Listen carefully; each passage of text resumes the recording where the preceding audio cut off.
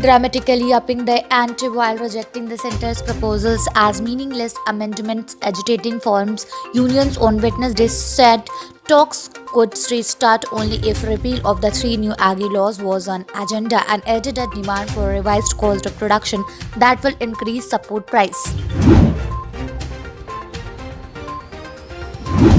Amid outcry over its leadership crisis and political demoralization since the advent of Narendra Modi-led BJP, Congress plans to push the restart button of sorts with a mega program to celebrate the Foundation Day around the idea of nationalism this year. The Delhi University administration has stirred a controversy by introducing college university seats above the sanctioned strength just a few days before the admission process is to end.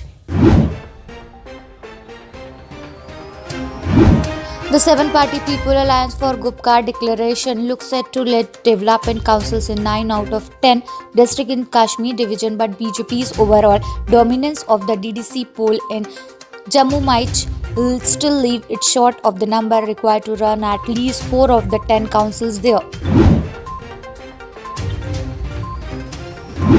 As the political crisis in Nepal intensifies, the Chinese ambassadors in Kathmandu, Hui Yanqi, has set tongues wagging that China would be making one final attempt to keep the flock of warring communist leaders together.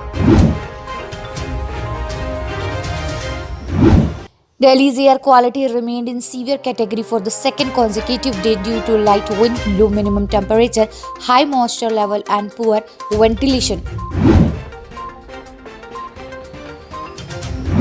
Following the spread of a new variant of coronavirus, the United Kingdom has imposed a Tier 4 lockdown from Sunday. Following this, many countries have banned flight from the UK. Among the many who are stranded in the country are Bollywood actress Priyanka Chopra and Aftab Shabdasani.